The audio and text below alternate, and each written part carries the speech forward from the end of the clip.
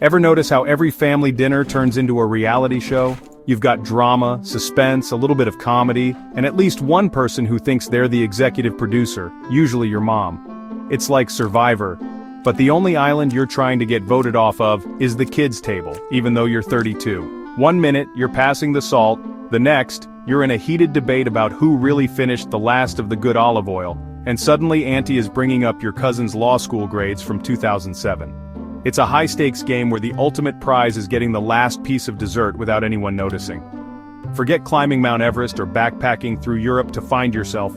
The real spiritual journey, the ultimate test of your character, happens right at the dinner table, surrounded by the people who've known you since you had a bowl cut, and a questionable taste in graphic tees.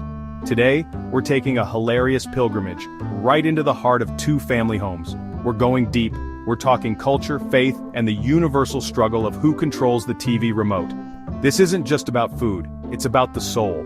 We're about to witness the beautiful, chaotic, and deeply profound ways faith shows up, not in a grand temple, but in the living room. We'll see how core tenets of religion, justice, compassion, forgiveness, are tested, debated, and ultimately celebrated in the most ordinary and hilarious of circumstances.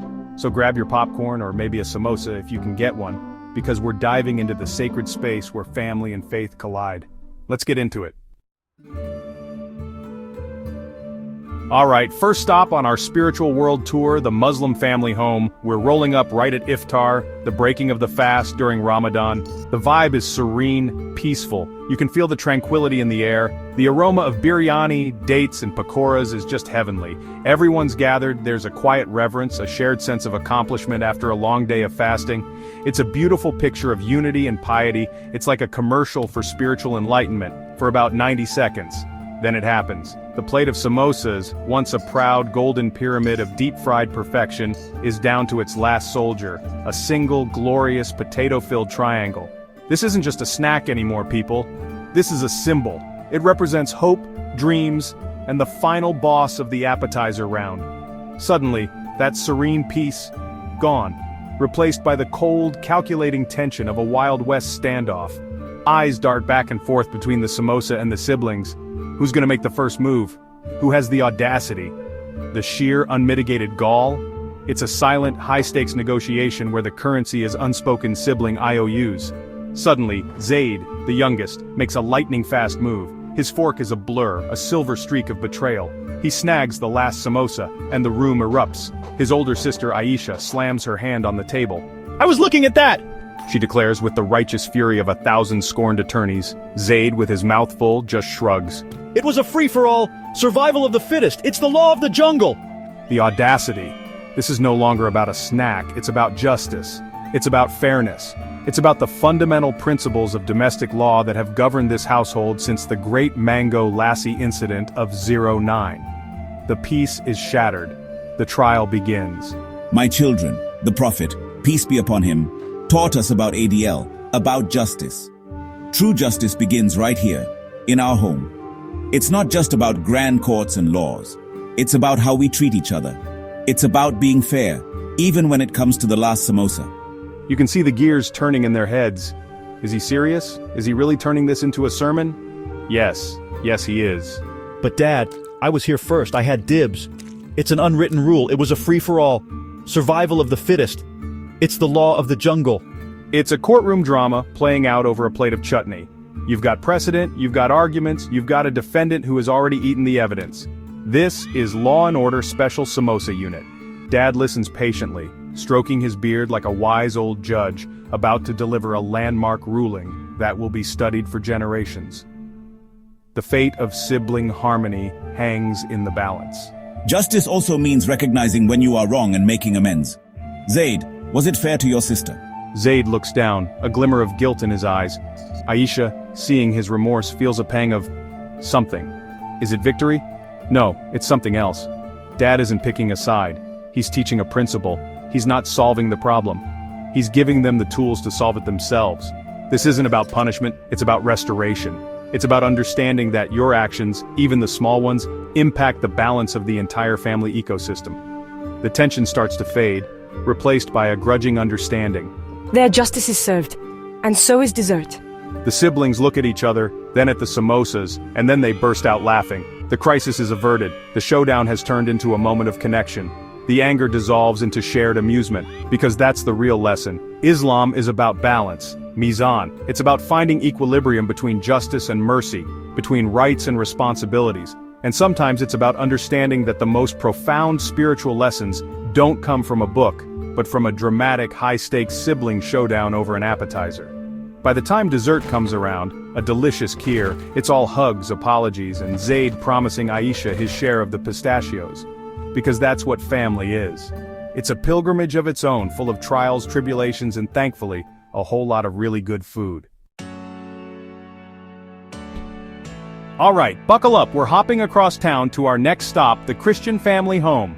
It's Sunday afternoon, the post-church haze has settled in, lunch has been eaten, the dishes are done, and now it's time for that sacred weekly ritual, the battle for the living room TV. The air is thick with the smell of roast chicken and simmering resentment. On one side of the couch you have Mark, determined to watch the football game. On the other, his brother David, who is equally determined to binge the new season of that weirdly intense baking competition show. This isn't just about entertainment, this is a clash of civilizations. The tension is palpable. The remote control sits on the coffee table like Excalibur in the stone, waiting for the one true king to claim it. Boys, we just spent an hour in church listening to a sermon about loving your neighbor. David's not my neighbor, he's my brother. It's different. The Bible doesn't say anything about letting your brother watch a show where people cry over soggy bottoms. A theological loophole, a bold if questionable interpretation of scripture. The debate is on. The argument escalates, voices get louder, accusations fly. You always get to pick. No, you do. Remember that time you made us watch that 3-hour documentary about artisanal doorknobs? It was critically acclaimed. It's a symphony of sibling squabbling, a master class in holding grudges over things that absolutely do not matter. It's the kind of fight that could power a small city with its sheer petty energy. This is where the rubber of faith meets the road of family life. It's easy to be compassionate to strangers. It's a whole lot harder when your brother is about to make you miss the game-winning touchdown. Just as things are about to reach a boiling point, their dad walks in. He doesn't shout, he doesn't take sides. He just quietly picks up the family Bible from the bookshelf, flips to a page and says, Colossians 3:13. Bear with each other and forgive one another if any of you has a grievance against someone. Forgive as the Lord forgave you. He looks at them, not with anger but with a kind of gentle disappointment. The boys fall silent, the weight of the verse hanging in the air. The remote control suddenly seems a lot less important. It's a spiritual checkmate. You know, at church we had faith, we prayed, we sang the hymns, but I think we forgot the compassion part on the car ride home. It lands with a quiet thud. It's a moment of profound self-awareness. Faith isn't just a Sunday morning activity, it's a Monday afternoon, a Tuesday evening, a Sunday afternoon on the couch fighting over the TV remote kind of thing. It's about carrying that spirit of love and grace out of the church and into the messy, complicated, frustrating reality of your own living room. Mark looks at David. David looks at Mark. The anger starts to drain away, replaced by a familiar, grudging affection. You can see the internal struggle. The ego wants to stay mad, to win the argument. But the heart, nudged by a bit of divine and parental wisdom, is leaning towards peace. Forgiveness isn't a feeling, it's a choice. And right now, they're standing at that crossroads. Do they dig their heels in or do they build a bridge? The fate of their afternoon and maybe a small piece of their souls depends on it. Then, the miracle happens. And no, I'm not talking about turning water into wine, I'm talking about something far more unlikely. Fine, you can watch your baking show, but you owe me, big time. Thanks, I'll let you know when they get to the choux pastry episode. It's gonna be intense. The tension breaks, they both kind of chuckle.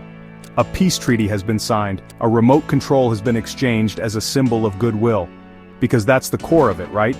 Christianity is about unconditional love, about grace, about forgiveness that doesn't make sense. It's about loving people not because they deserve it, but because they're yours. It's about understanding that the biggest test of your faith isn't how loud you sing in the pews, but how graciously you can hand over the remote.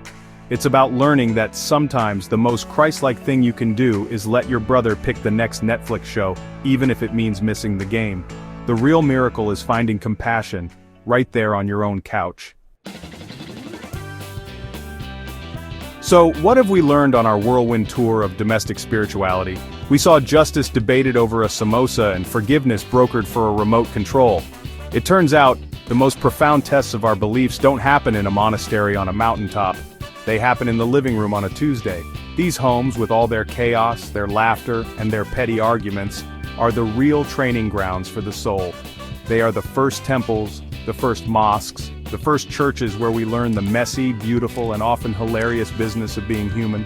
The core tenets of our faiths, justice, honor, compassion, forgiveness, aren't just abstract concepts for scholars to debate. They are active verbs that we have to practice daily, especially with the people who know how to push our buttons the best. It's easy to be patient in a silent retreat, but try being patient when your brother is explaining the plot of a video game to you for 45 minutes. That's the real spiritual boot camp. The family unit is the crucible where our ideals are forged into character, one eye roll and one shared dessert at a time. So, before you go searching for enlightenment in an ashram or on a pilgrimage trail, maybe just try surviving family dinner. Home is the first pilgrimage. Bring snacks and a sense of humor. These everyday moments of conflict and connection are where the real work gets done. It's where we learn that faith isn't about being perfect. It's about trying, failing, forgiving, and trying again. Preferably with a good meal waiting for you at the end. Thanks for watching. Peace.